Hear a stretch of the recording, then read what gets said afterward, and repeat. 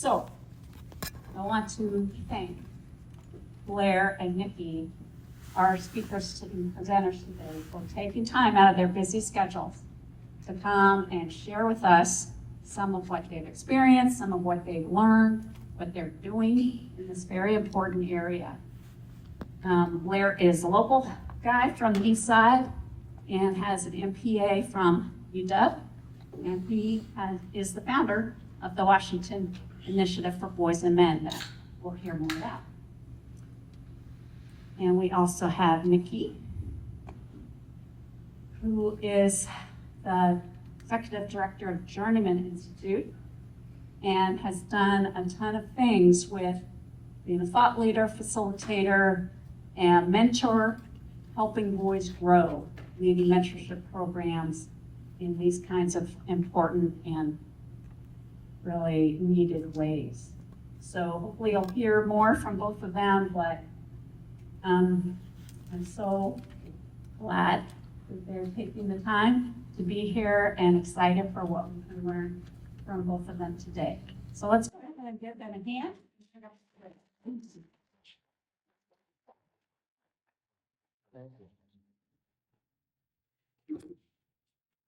Microphone. Very good. Okay.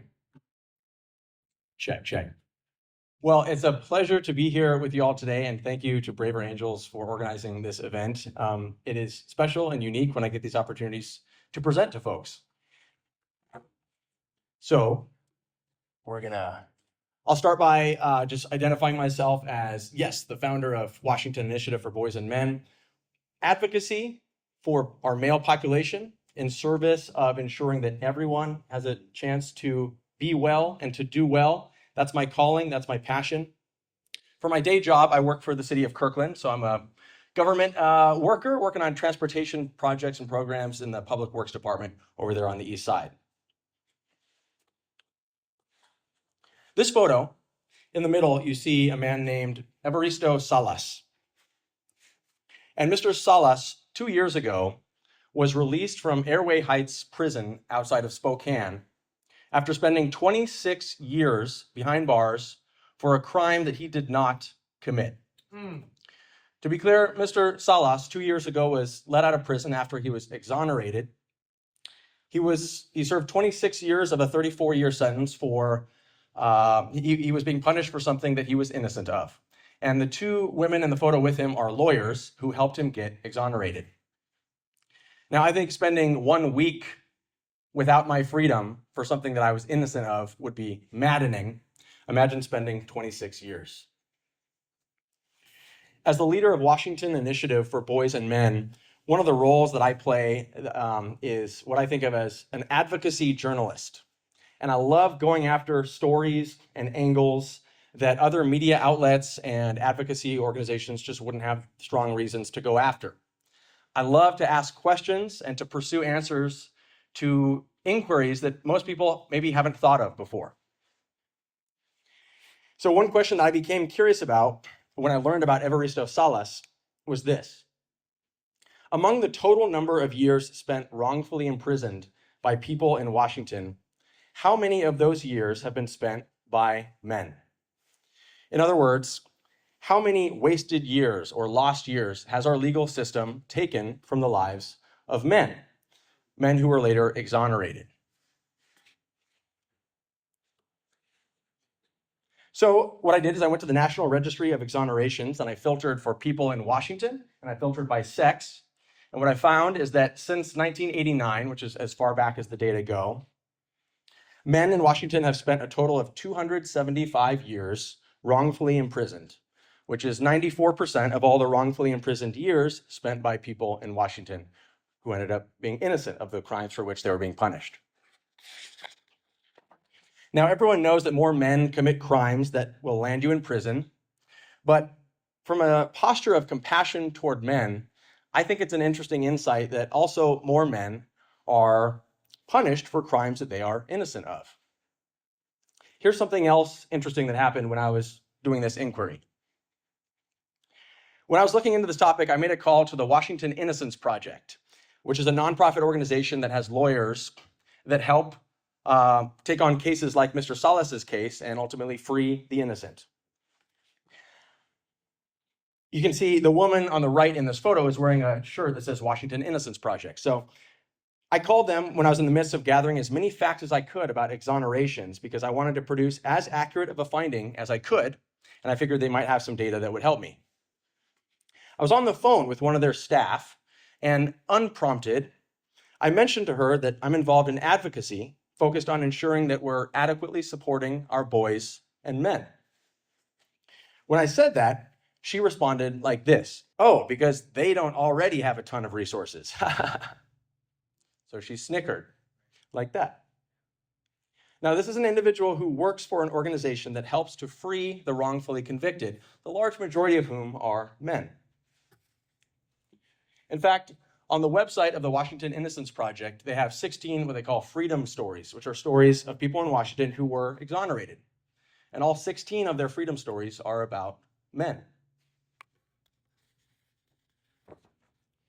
Now, granted, the employee's sarcastic comment was off the cuff, and she might not stand by it if she was challenged on it. On the call, I just let it go.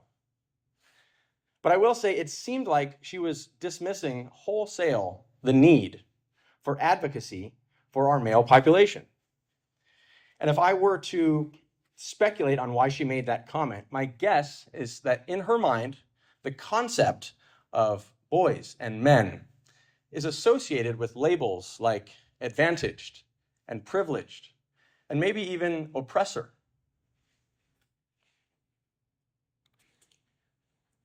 Her view of men might be along the lines of what's laid out in this chart about privilege and oppression, where you can see in the middle that cisgender men are categorized as a group that is, quote, given more power, access, and advantages monolithically. This chart, by the way, comes from a program that is implemented in some Seattle high schools. Back when I viewed boys and men monolithically as the automatic recipients of gender-based advantages, and when I viewed girls and women monolithically as lacking gender-based advantages, I probably would have rolled my eyes at the idea that males need male-focused advocacy.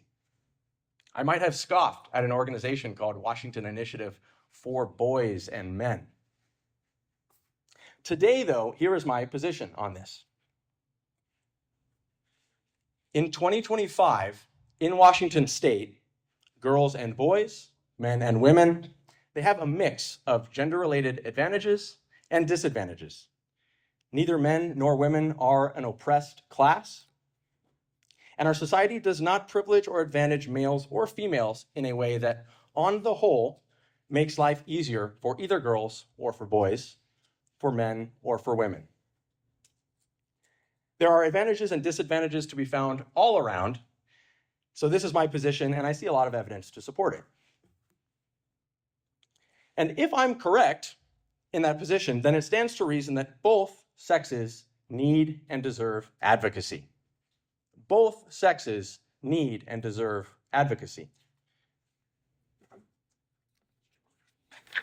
So I created Washington Initiative for Boys and Men 5 years ago, and I'm so passionate about this work because I saw, on the one hand, a wide range of struggles and disparities affecting the male population, and on the other hand, I saw a severe lack of high-quality, sustained advocacy for boys and for men in the political and public arenas.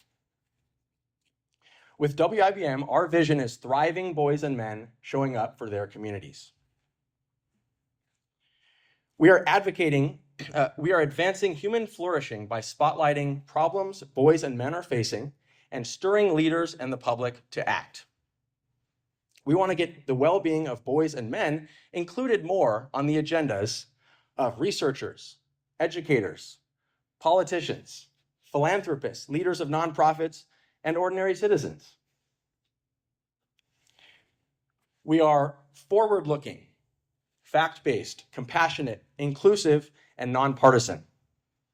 And we care about the issues of all Washington's boys and men of all ages and all backgrounds. So what does WIBM actually do? What are the activities that we're up to?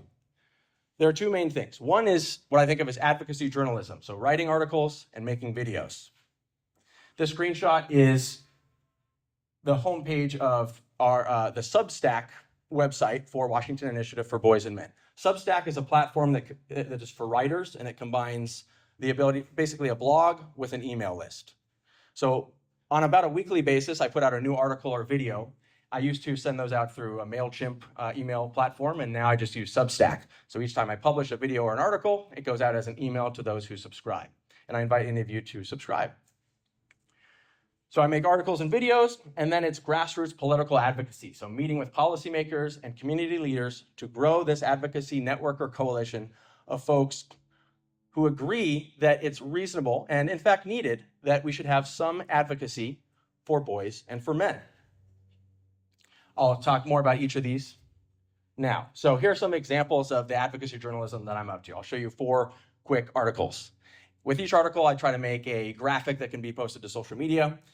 And so on the left side, the headline is State Law Overlooks Health Disparities Affecting Men and Boys, with the subheadline, Sex-Based Exclusion in Legislation Adopted in 2006 Could be fixed in 2026 if enough people ask for it. And basically what I just kind of discovered accidentally is that there was legislation during this 2025 legislative session this year to make some changes to Washington's Health Disparities Council. We've had a Health Disparities Council since 2026, but what I found is that that Disparities Council was charged with addressing health disparities affecting essentially people of color and women. But it excluded the health disparities affecting the male population, men. And I think with the number of health disparities affecting our male population today, that we should strive for inclusion for health concerns for men with our Health Disparities Council. The story to the right of there, City of Bellevue recognizes men's struggles, celebrates men's contributions. So I connected with some city council members in Bellevue, and one of them said, yeah, I'd like to participate in sponsoring a proclamation recognizing International Men's Day. There's an International Men's Day. It's in November each year, so it's coming up on November 19th. And Bellevue was the second ever government entity in the state to recognize it. It's pretty common for city councils, county councils to do proclamations recognizing all kinds of things. The city of Ellensburg in 2022, I believe, was the first government entity in our state to recognize International Men's Day, and then the city of Bellevue did it the next year. I had this aspiration that every year I'd try to facilitate a new city or county recognizing International Men's Day. Didn't quite accomplish that, but maybe 2026. I don't think there's going to be a proclamation here in 2025. A couple more stories. On the left hand, you can see Arian Mobasser. What an interesting guy. Arian Mobasser has a very unique role because he is the leader of the Men's Resource Center at the University of Oregon. Who knew that we have a public university in our country, especially one as large as University of Oregon, that has a Men's Resource Center? So I said, someone's got to do a story about this. Like, has anyone interviewed Arian? Is there like a podcast episode about his experience? Because I went to the University of Washington. I know we don't have a men's resource center. We do have a women's resource center and other kinds of resource centers. Maybe UW should have one. Or what college in our state would be the first with a men's resource center? Let me talk to Arian, find out his story, and see how it's going. So that was a great interview I conducted with Arian. And on the right, I'm highlighting the government's new report on the status of fatherhood in Washington shows they see problems. What happens next? Washington State has a Washington Fatherhood Council.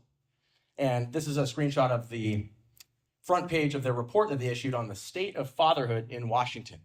They spent a year studying this. They did a great job. And in fact, Ann Stone is here with us today. Thank you, Ann, for all your work advancing fatherhood in the interest of families and children. So I make articles and then grassroots political advocacy. Real quick, I'll run through some of these photos. On the top left, some of you might recognize there's 4 folks in there. On the left, that's Richard Reeves, who's the founder of the American Institute for Boys and Men, and the author of the 2022 book called Of Boys and Men, Why the Modern Male is Struggling, Why It Matters, and What to Do About It. And here we are in Olympia, speaking with legislators. Next to Richard is Stefan Blanford, who until recently was the director of the progressive children-focused organization called Children's Alliance. So he was helping us speak with legislators about boys and men's well-being. And then Joe Cook, next to Stefan, is an advocacy partner of mine who works with youth. Other photos here. This is Democratic State Senator John Lovick, who's been the prime sponsor of our legislation to create a state commission on boys and men, going back a few years now. And the bottom left is the other longstanding prime sponsor on the House side. That's Republican State Representative Mary Dye.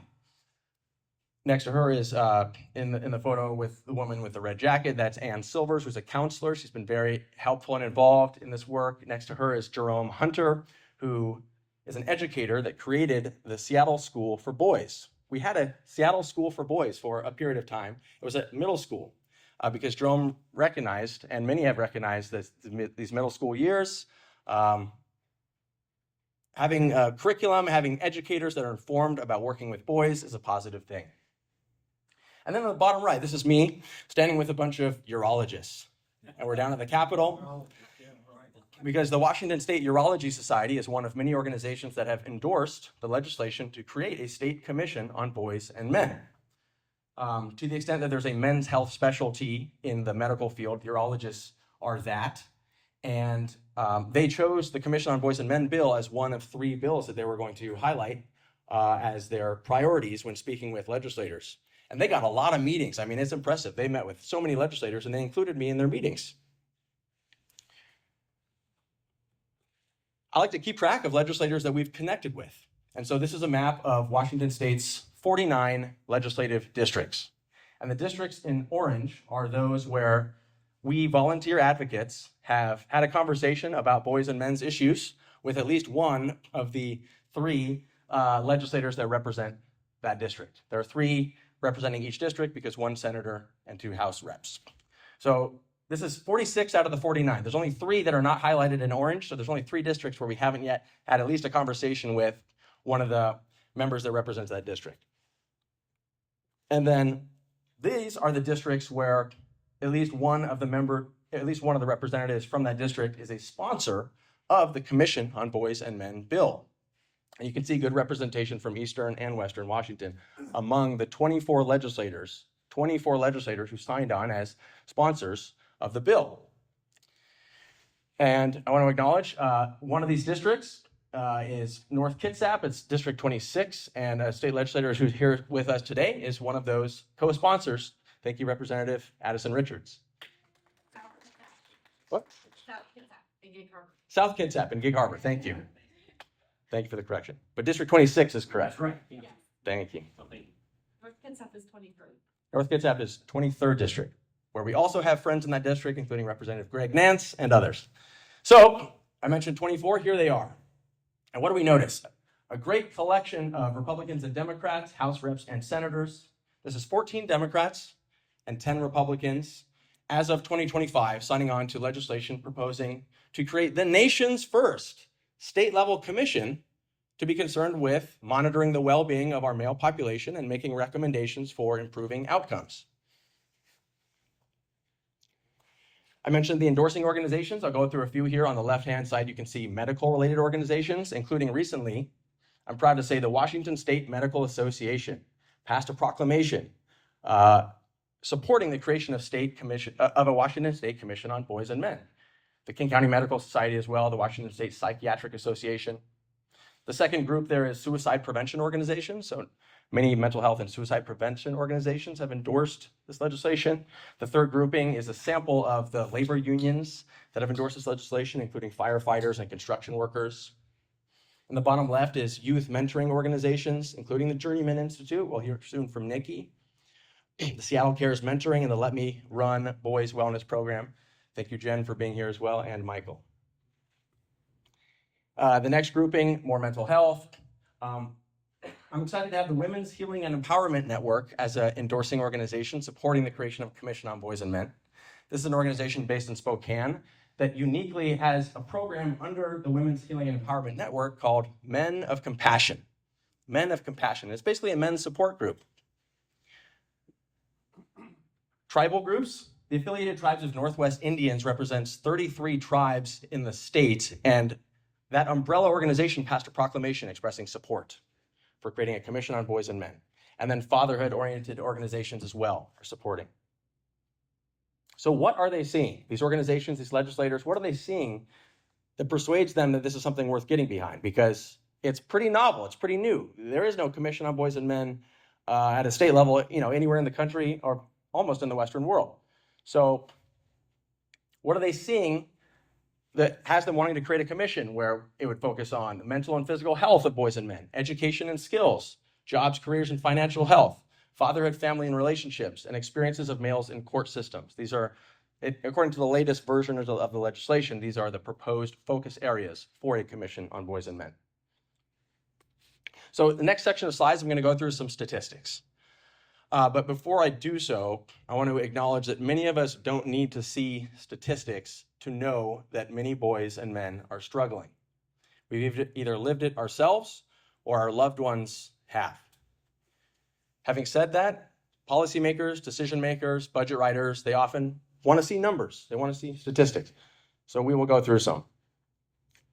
And I'll use this first slide as an orientation of what the next slides will look like. So the color green always represents the male population of Washington state. Almost all these statistics will be Washington specific, so not national statistics, but local.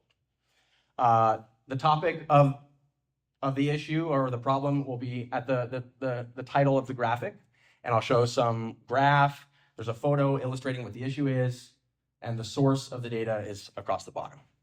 So this first slide shows us that when looking at deaths from drug overdoses, most recent data available, starting in 2019, the raw numbers went up and up, concerningly high. And not just the raw numbers, but also the percentage of deaths from drug overdoses that were men and boys also went up from 65% in 2019 to as high as 73% in 2023.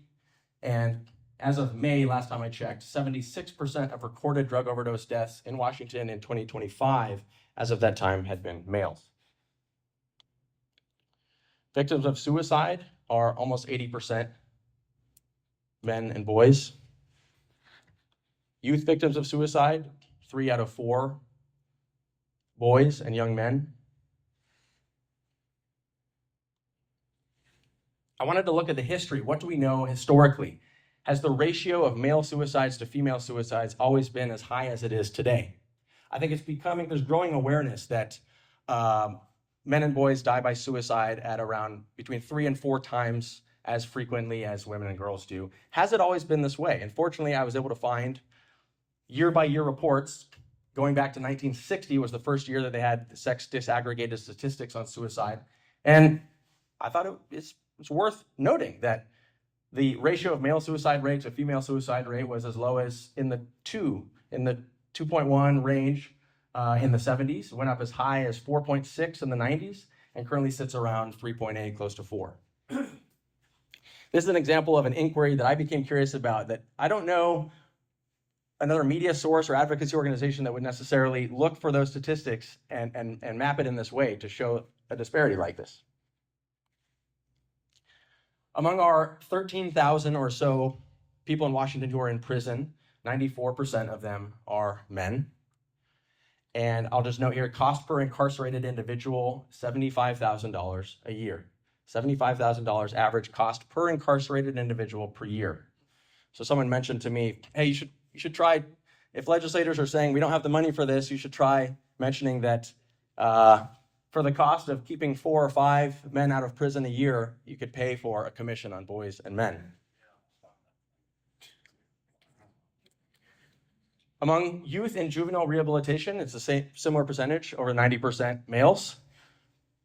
This snapshot in time as of December 31st, 2024, there were 404 boys and young men in juvenile rehabilitation. They also have a longer average stay than their female peers in rehabilitation. I went to an event where I heard a state senator say that it costs 4 times as much to incarcerate a youth as an adult. I thought, 4 times as much? I want to fact check that. Where did that come from? That seems really high. And so I did fact check it, and I found the budget document where that comes from. And you can see as of 2025, the budgeted amount, average cost per incarcerated individual in juvenile rehabilitation, $267,000 a year, compared to $75,000 for adults in adult prisons. So in this graphic, I say males are over 90% of those confined in juvenile rehabilitation and prisons. We need to do a better job setting up our boys and young men for success. We also need more men in the mental health counseling fields. Currently, it sits around 25%. I think this number is going to be going down. I think fewer men are choosing mental health to study that in college. Of course, fewer men relative to women are even going to college and getting the kind of credential that would result in becoming a certified mental health counselor. Among our homeless population, 70% of our unsheltered homeless are men. And then this statistics from the Seattle Times, they said men are 85% of deaths among people experiencing homelessness in King County. Sticking with King County, you can see this uptick in between 2022 and 2024 among our homeless population. An uptick not just in the raw numbers from 8,600 to 11,000 between 2022 to 2024, but also an uptick slightly in the percentage of the homeless population who are male. And then if we want to look at specifically unsheltered homeless, so those roughing it, as they say, living out in the streets, it went from 69% men in 2022 to 75% men in 2024 in King County. This is, I thought, an interesting finding, so I wanted to include it. Among single homeowners, men are actually the minority, somewhat slightly, but it is an interesting nuance to conversations around wealth and power. There are various reasons why men would be 43% of single homeowners in Washington, including that they die sooner, so their property, may end up being owned by a woman who's their spouse. But it's an interesting finding, I thought. Men are a slight majority of those lacking medical insurance. And then let's look at the life expectancy gender gap. Another inquiry I was able to do using annual reports from the State Department of Health. 1980 was the first year that they produced sex-differentiated life expectancy estimates. And in 1980, the life expectancy gender gap was 7 years. Going down to in 2015 or so, it dropped to 4 years. And now in more recent years, you can see the green line going up, showing that males are expected to die 5+ years younger than their female peers.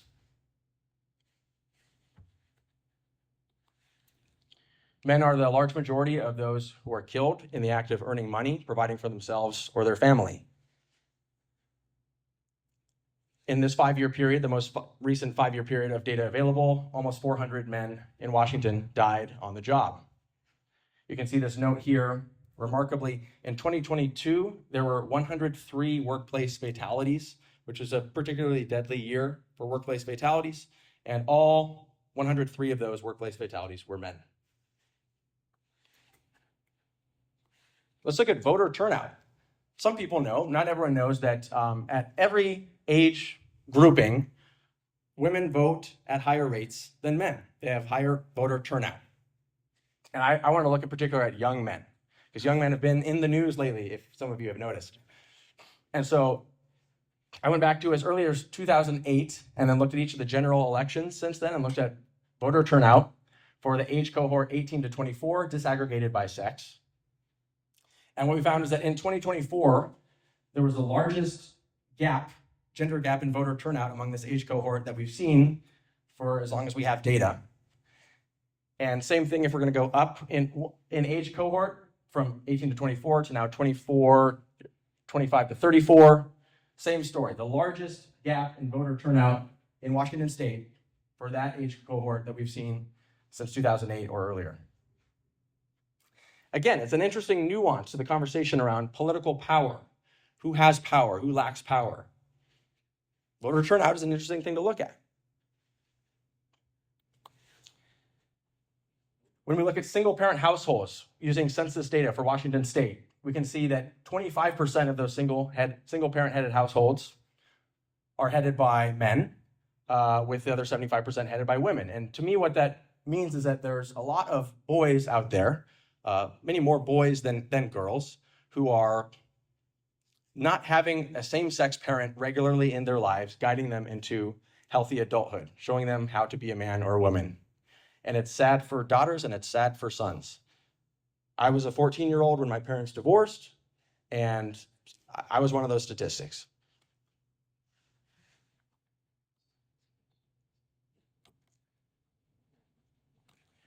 Literacy gap. So you can see in Washington, it's not a secret that boys compared to girls are underperforming in their ELA, their English and Language Arts scores. For example, grades 6 to 8 over this approximately 10-year period that data was analyzed, you had 60% of girls meeting or exceeding standards in English Language Arts compared to 49% of boys.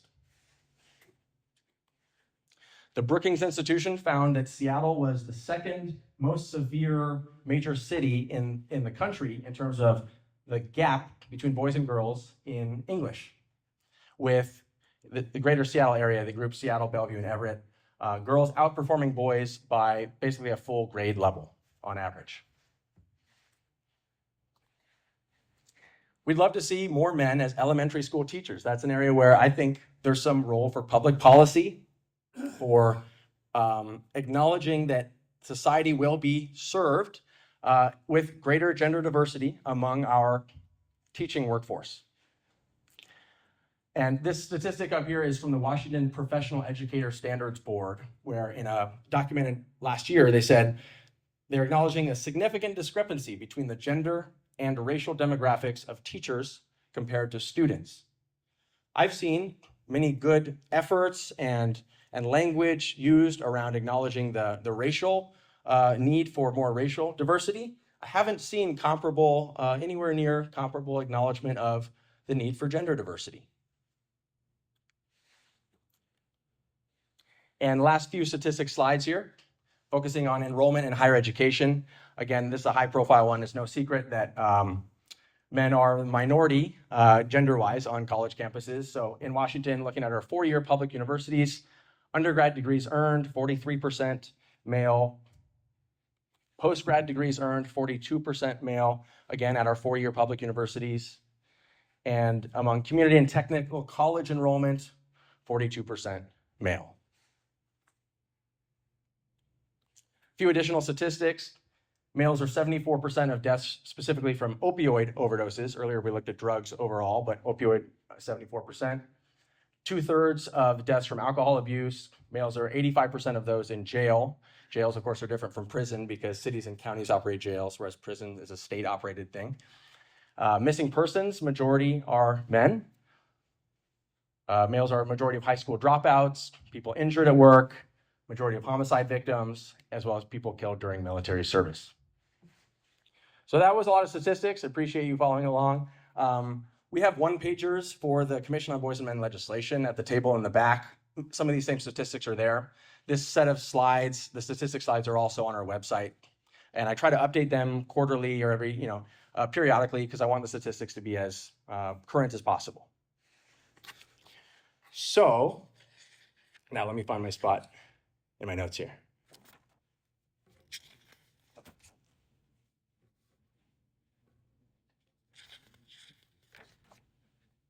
Okay. Sometimes male issues or male disparities are hard for the average person to see because they're sort of hidden in the popular coverage of these issues. I'm not sure how often this is intentional and how often it's unintentional, but I'd like to show you a good example of this. Boys are the large majority of students who are being restrained and isolated by adults in schools for reasons related to their behavior. And in recent years, Washington lawmakers and the media have shined attention on our practice of restraining and isolating kids in schools, which, according to an ACLU report, doing that restraining and isolating can be, quote, emotionally and psychologically damaging and profoundly impactful. So this issue is often covered with a great deal of compassion and sometimes righteous indignation on behalf of these children.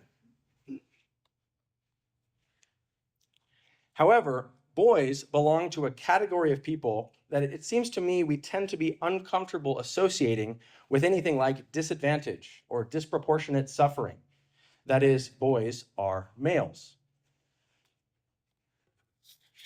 So when media outlets covered this issue of restraint and isolation in schools, what I noticed is they all mentioned the disproportionate impacts of this problem on various groups: elementary school students, students with disabilities, low-income students, Black students, but all of them didn't mention the word boys or male students even once.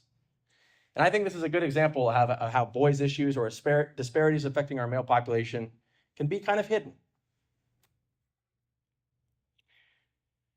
By the way, another issue where I've seen this a lot, this lack of including the male piece of the story, is the coverage of the opioid crisis and the human toll of drug overdoses.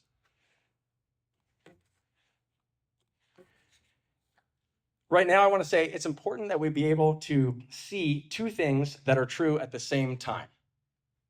The first is that disparities affecting males are usually most severe among Washington's Black and Native American boys and men. The second thing that's also true is that boys and men's issues do very much cut across racial and ethnic lines. So the state level statistics that I showed you earlier were comparing all boys and men in the state to all girls and women without regard to race. But whenever we do have data sets that allow for double disaggregation, meaning we can disaggregate by both sex or gender and race or ethnicity, what we see is that these male gender gaps exist within each racial category. That is undeniable evidence to me that there is a male sex or male gender component to what's going on here that is worth looking at carefully. Another thing that's worth looking at carefully is whether we are underinvesting in boys and men. So this graphic shows the results of a little research project that I did where I used the largest database of grant makers and grants, and I filtered just to show grants serving people in Washington. It uses tax documents, so it's a bit out of date, but 2017 to 2021. And what I found is a total dollar value of grants. These are government grants, philanthropic grants, grants from all kinds of sources. Total dollar value of grants serving women and girls in Washington of over $700 million, and a total dollar value of grants serving boys and men in Washington of under $200 million. We may be underinvesting in our boys and men. So back to this idea of creating a state-level government commission on boys and men. You might be wondering, where do the legislators that represent districts right around here stand on this? So on this slide, we're showing District 36, where we are now, District 43, 34, 37. The names in bold are legislators that we have already connected with. We've had at least one conversation with. And legislators whose name is in bold and underlined, just Julia Reed in this case, is a legislator who's already a co-sponsor of the legislation.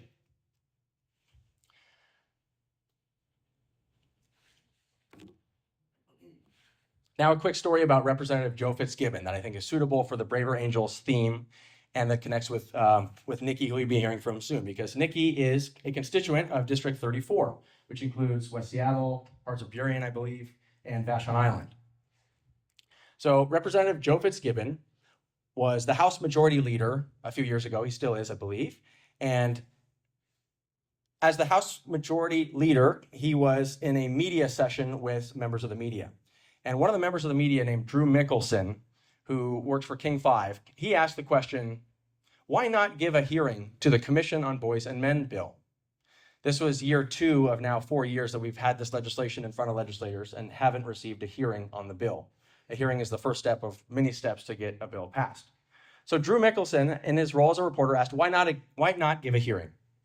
And Rep. Fitzgibbon's answer acknowledged that they see some disparities affecting the male population. I think he mentioned youth suicides. He might have mentioned something related to violence. But the headline that a media outlet put together based on his comments was highlighting the words, historically most advantaged. So he did say something along the lines of, we're reluctant to create a commission for a group of people that is historically most advantaged.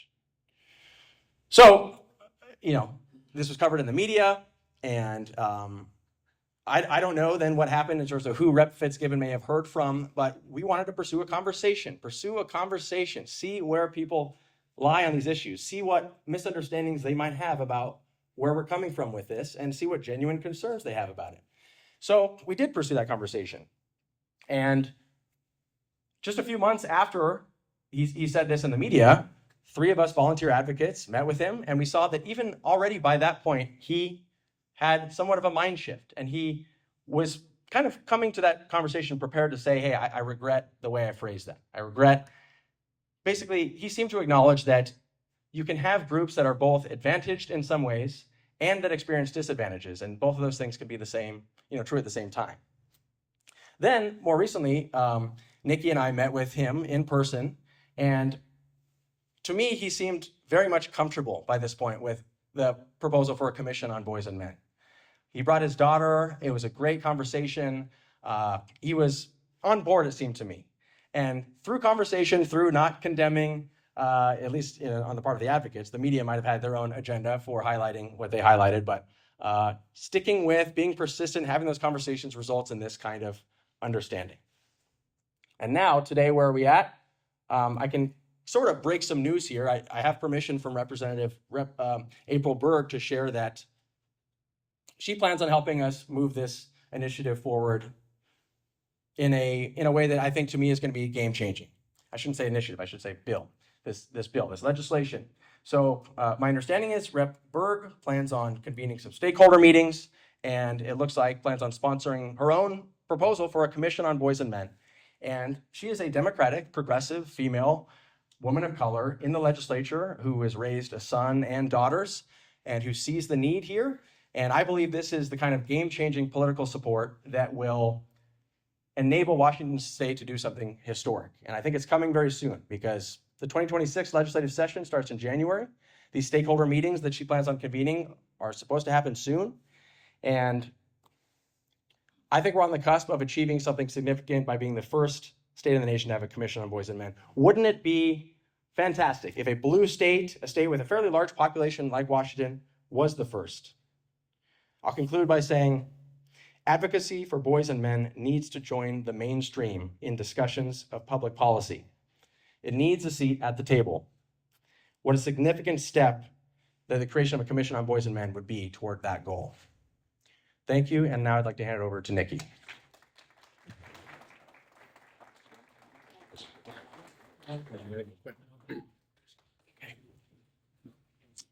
Thank you. Yeah, and honestly, Blair is one of the most diligent researchers and collectors of good information that I've come across in this work. So thank you, Blair. So again, my name is Nicky Wilks. For 10 years, I've served as executive director and co-founder at Journeyman Institute. We're based on Vashon Island, but we serve broadly across mostly Western Washington through really a collection of programs that I'll share more about in a moment. But our vision statement here really feels in so much congruence with the vision and I think the mission that Blair shared for the Institute of Boys and Men. And I'll just preface this by saying I'm tight on time, and my aim here is to share some stories that hopefully will seed some of the conversations in Q&A to follow. I'm going to give almost 0 data points. So let's start with just some programs that we run. Direct services, youth mentoring, camps, and rites of passage. When I say rite of passage, how many of you know what I mean by that? Have a context for what that means? That's awesome. When I started doing this work, I would get maybe 1 or 2 hands in the room most of the time. And really what we're aiming to do is provide transformational, affirming experiences for boys as they move towards becoming a young man. And for many of us, raise your hand if you had a meaningful rite of passage when you became an adult. Okay.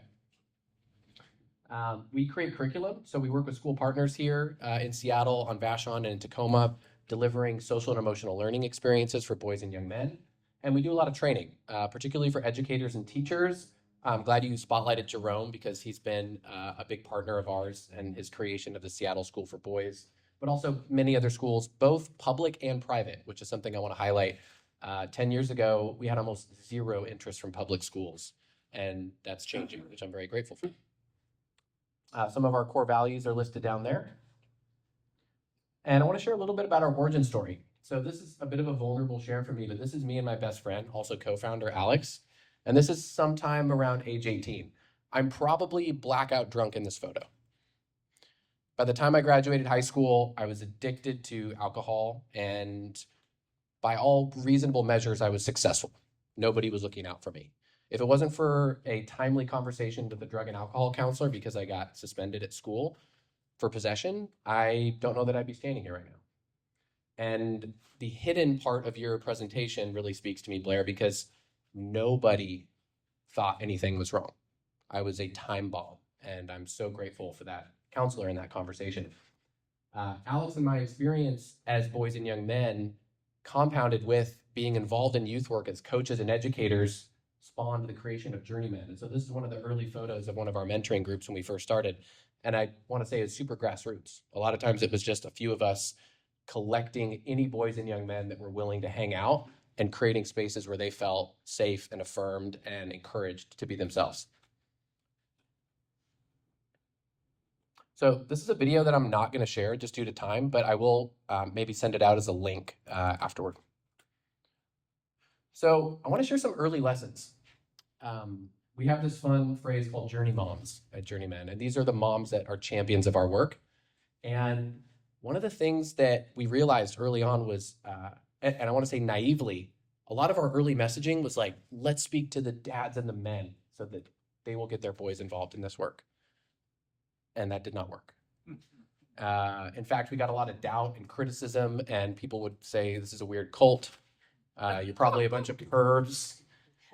You know, like it was really hard and interesting. And it was moms, and primarily single moms, who saw the need. And they were just like, oh my God, you're going to work with my boy? Yeah. Please. And these lessons were so important for us because, for one, it was a reality check, but for others, it was highlighting something that was, I think, culturally interesting too. So I'm going to do an extremely short introduction to a myth that underpins a lot of our work. Has anyone ever heard of the myth Iron John? Great, there's a few in the room. Robert Bly does this myth incredible justice in a book, and actually the audiobook is my recommendation because you get his raspy voice telling the story. In this myth, there's a kingdom, right? And like many kingdoms, there's a king and a queen, and there's a prince. And one day, a traveler comes through and learns that the knights had been disappearing in this dark forest. And this traveler says, well, I can go figure out what's going on. I know what to do. And the king says, sure, I've lost all my best knights, but if you want to go try to find out and help, go ahead. And so this traveler goes in and ends up finding at the bottom of a murky pond this wild man with hair down to the ground, and just, he was hairy and brown and all sorts of wildness. And they locked him in a cage. And in the myth, the boy was very curious about this wild man. And one day he's playing with his golden ball and it rolls into the cage. And he begs the wild man to let him out. And he says, no, no, no, boy. I'll only give you your ball back if you get me out of here. And what do you think the boy did? Let him out. He let him out. Yeah, he didn't at first. So in the myth, he actually hesitates. And then later he can say, I really want that ball. So he goes, I want to let you out. I don't know how to do that. And Iron John gives him a tip. And that tip is where I'm going to end the story, because the tip, he says, the key to my cage is underneath your mother's pillow. And that myth has just been so interesting to see how it plays out in this work. So staying curious, I was always wondering, where are all the men, dads, and elders? Right? Where are the elders in our society? We started creating experiences where we could invite elders in and honor the generations, but also creating father and son experiences where we could focus on that bond. For the dads who are willing to show up, creating experiences where they could process maybe their trauma and journey of becoming a man and share that courageously with their boys, right?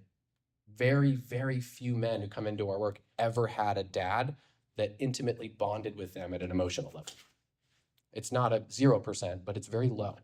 And we wanted to change that. And finally, learning from mistakes. And this key question, when did being exclusive become exclusive? So interesting to me. So one day I got a phone call, and this happened all the time. Phone call, hey, so are you guys like a religious thing? I'm like, no, we don't have a religious context. We want to be an open place for people who have spiritual beliefs or not. Oh, okay. Would you consider yourself inclusive? On the phone, I was like, yeah, for sure. It's really important for us to be an inclusive space for any boy or young man that wants to come in. And this mother on the phone goes, okay, we're not looking for that, and hung up the phone. And my heart ached in that moment because I didn't know this boy that she was calling on behalf of, but I wondered about his experience. I wondered about what his house felt like. And I wondered what part of being inclusive was not going to work for their family. And I ached because of what I believed might be possible if we could work with him. And it's phone calls like that that have me really feeling convicted about the work of Braver Angels and asking the question, how do we create more access points so that every boy or young man has the support they need to thrive? And this will be my last piece here. So I call it Pride and Dignity, a case study. A couple of years ago, I was invited to speak at a young men's conference. This was here in Seattle, and I had a room of about 100 boys and male educators. And early in my presentation, I polled the room. And I said, how many of you would say that you're proud to be a boy or a man today? Now I'm going to ask this group, how many do you think raised their hand? 5. None, 5, half, 10, 15. Did you say how many in this group are proud to be a boy or a man? No, this is the room that I asked. So how many do you think raised their hand in that room? There's 100 in the room. Yeah, about 100. Less than 10%. Less than 10. I didn't count, but it was between 10 and 15.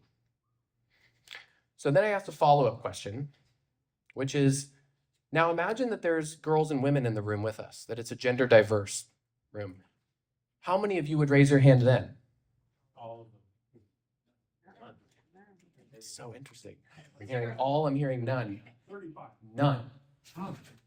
Finally, one courageous young guy raises his hand. And I was like, oh, this is fascinating. And I said, are you raising your hand because you would or because you want to share? And he goes, no, I want to share. And I said, oh, that's awesome. What do you want to say? And he's like, I think it would be really hard because I do want to raise my hand, but I don't want them to feel like they think I'm better than them. And what I was observing in real time was the experience of so many boys and young men today who are afraid to speak their truth, to even say, I'm a good human. I'm proud of who I am because of cancel culture. Yes. And I got to be in it in real time. And again, my heart ached for this because I'm like, if this was a girls and young women's conference and I was a female empowerment speaker, how many girls and women would raise their hand in that? All right. Every single one of them in the room. I think we all know that. It'd be like, boom, hands up, right? And that's what we want for our boys and girls. We don't want girls putting their hands down. We want our boys and young men saying, I feel good about who I am, right? I'm proud to be who I am.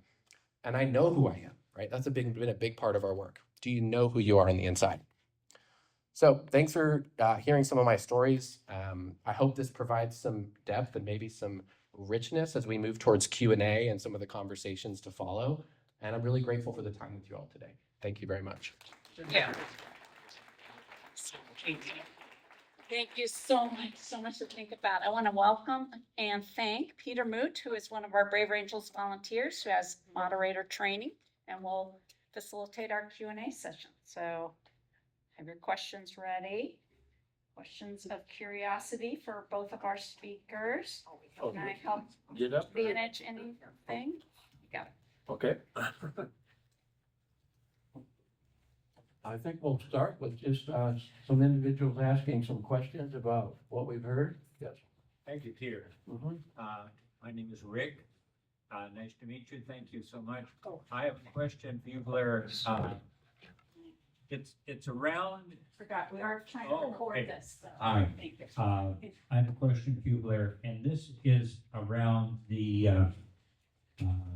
empowerment for men and boys alongside the movement of equality of men and women, and the message that we've seen in the last 50 years or so to try to create equality between men and women in the workplace, access to jobs, etc. And how have you seen that affect boys and men along the lines that you're presenting? Well, I'm a fairly young guy. I'm 38, and so I wasn't around when some other issues were more prevalent than there are today. I guess all I can really add a value there is to say that because of the range of areas where we see male gender gaps or male disparities, I argue that advocacy for boys and men is needed. I think that gender-based discrimination, honestly, and prejudice exists in all directions. I think it's not uniquely affecting women and girls, but it also in certain ways affects men and boys. So I will say I do tend to focus on outcomes. I focus on stuff that's measurable because a main part of my audience is lawmakers. I'm trying to be a grassroots political, advocate. And so lawmakers often want to see data.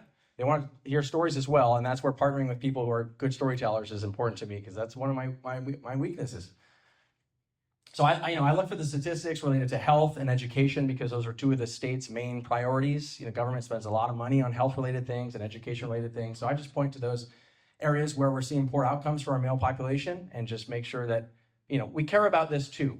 And does our vision for equity, for example, and does our vision for gender equality include boys and men's issues?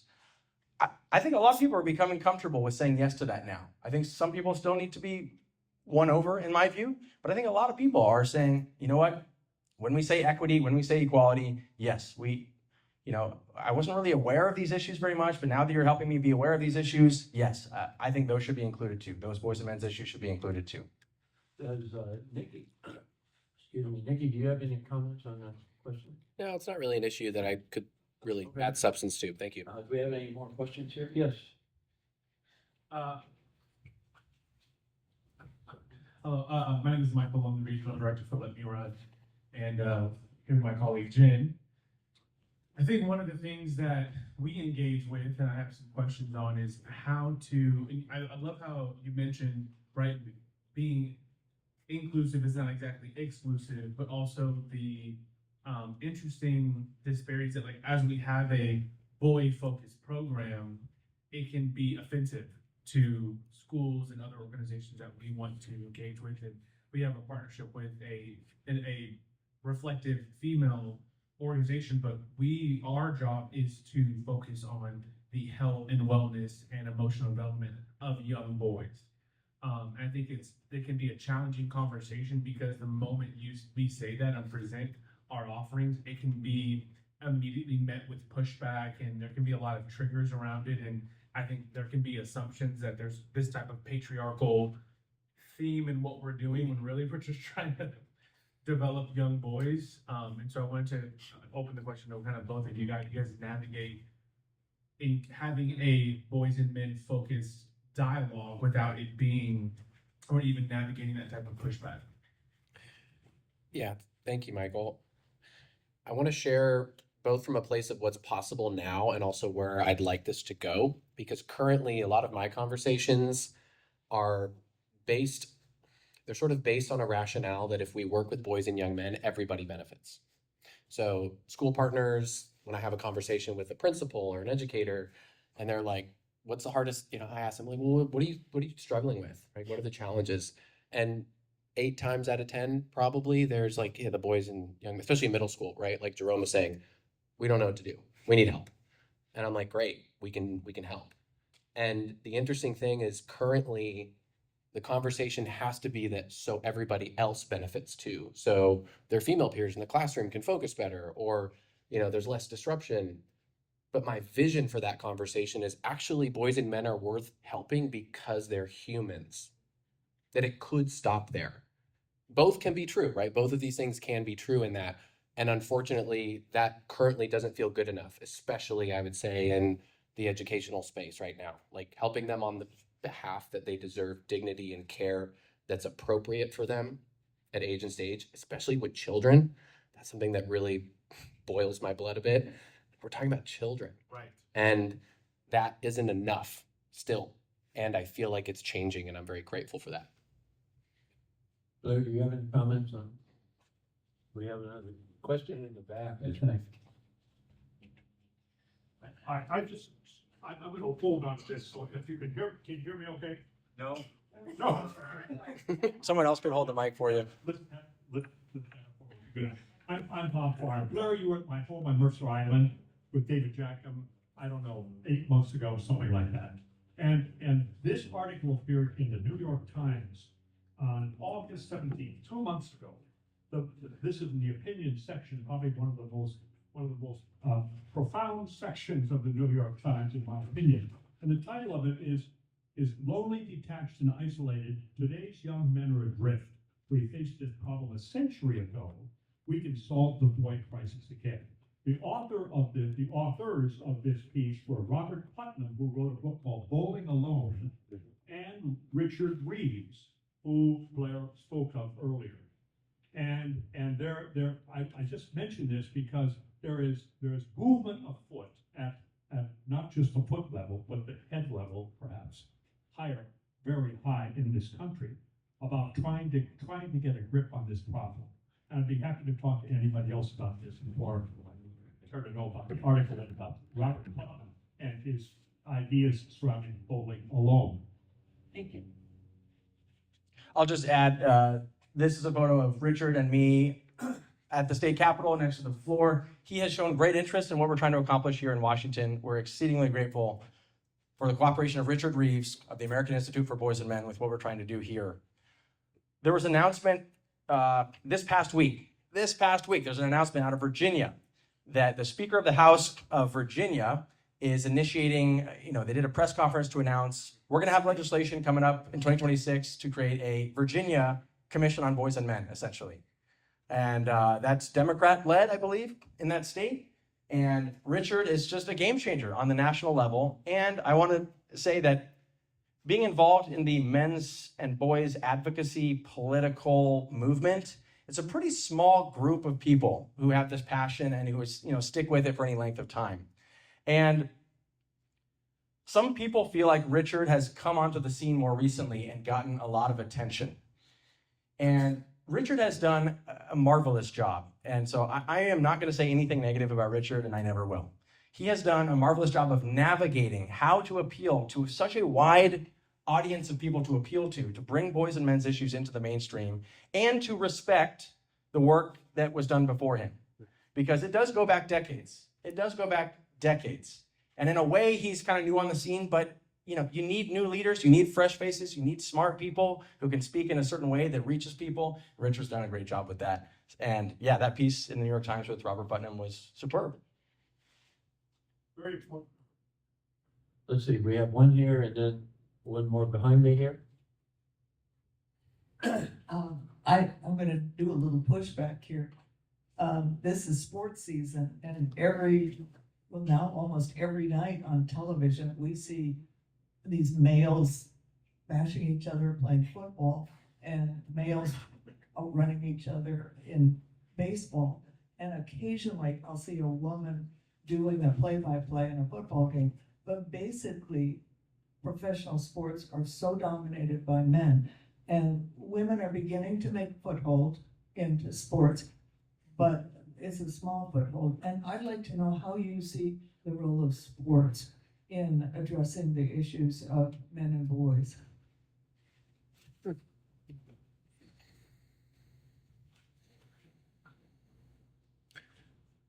I think I have to draw from my own experience as a competitive athlete here and just say that if it wasn't for competitive sports, I also probably wouldn't be standing here right now. And I speak from a place of like needing a safe enough place to exert a whole lot of energy. And in terms of like access and equity, I also feel like more is possible.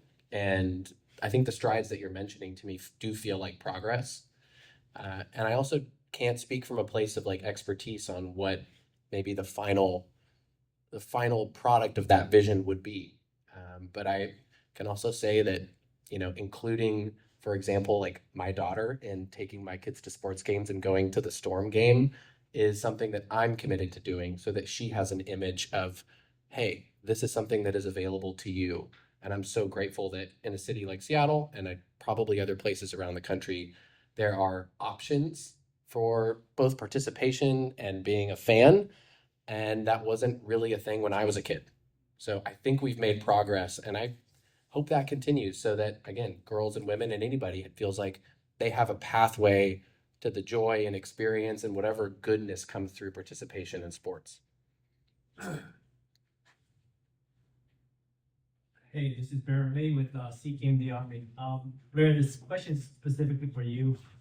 We know it's an unpopular notion that men and boys need help, and so when you're working with lawmakers or specifically legislators, I know you've come across a point where some of them are afraid to speak up on this because they're afraid of recoil or for their political aspect of jeopardizing their seat or whatever. Do you see that changing anytime soon? I mean, I'm sure you got more support than when we first started this journey. You got 12 legislators now, but when we first started, I think you only had 6 at the time. So have you seen any breakthrough in that stereotype where people aren't really afraid of losing their political stronghold because they're siding with that? I do. I see hope. I see somewhat of a breakthrough. To be frank, it's no secret that the election in 2024 from the Democratic Party side has increased interest in boys and men's issues, perhaps, at least as a voting bloc. I think putting in the work and just showing that you're credible and that you're a reasonable person goes a long way. I mentioned earlier about what I didn't see was any high quality, sustained advocacy for boys and for men. And we've been doing it for 5 years now, and we're just showing up time after time. And I'm finding people to partner with, people who are also high quality, credible people who are prepared when they come into these conversations with legislators, and they make a good impression. They know how to talk to lawmakers. They know what their ask should be. They know how to respect their time. And now we're at the place, like I showed earlier, that a progressive female Democratic legislator wants to carry this forward. I think this is somewhat of a hot issue. I think it's gone from being few people will talk about it to a fairly cool issue, maybe. And whether it's coming from the standpoint of we want to help boys and men because of the harm that they're doing to others, or if it's going that full place that I agree with Nicky that we should aspire to, which is we want to help boys and men because they're human beings. I think there's so many points of connection that you can find something in common with people from all kinds of backgrounds that are like, yeah, I see the need for this. I want to help you. I want to cooperate in this. And we really have had so much cooperation. It really is so grassroots. I'll stop there. Bill, other questions? Yes, that's good.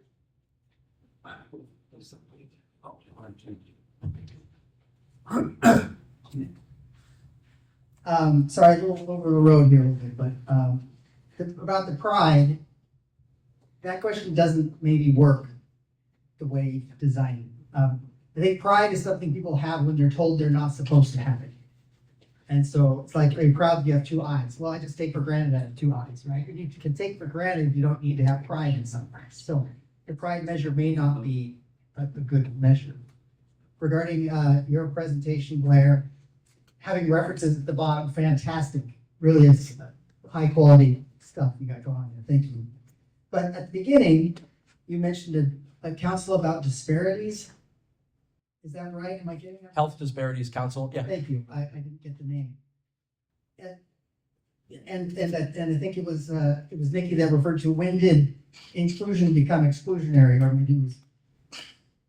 Why are we trying to make that Health Disparities Council more inclusionary instead of making another exclusionary council, only focused on men and boys, exclusionary, instead of making the councils that exist more inclusionary?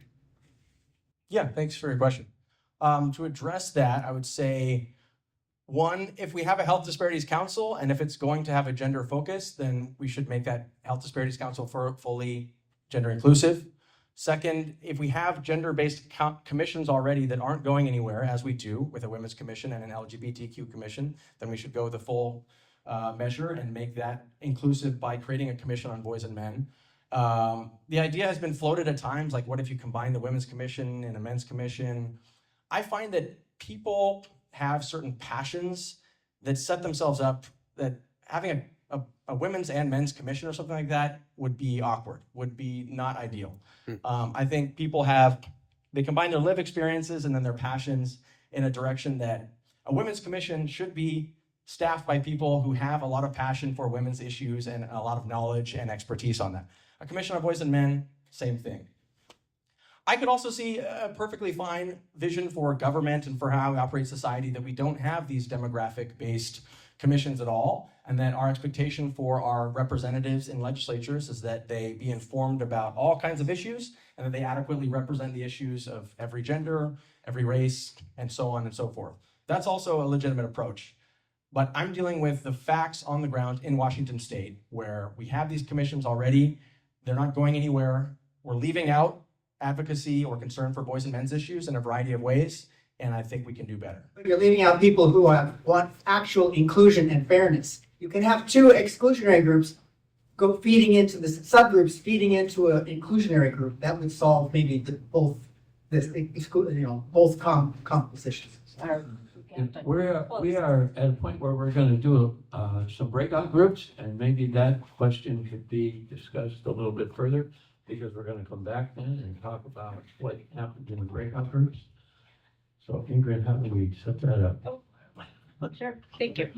So we're suggesting groups of 3, if you don't mind slightly moving your chairs, if possible, get with somebody you don't already know. And when you get your group of 3, we're only gonna have 10 minutes, so keep everything short, please, about 2 to 3 minutes per person. But your name, where you're from, and then is there something you heard today that surprised you? And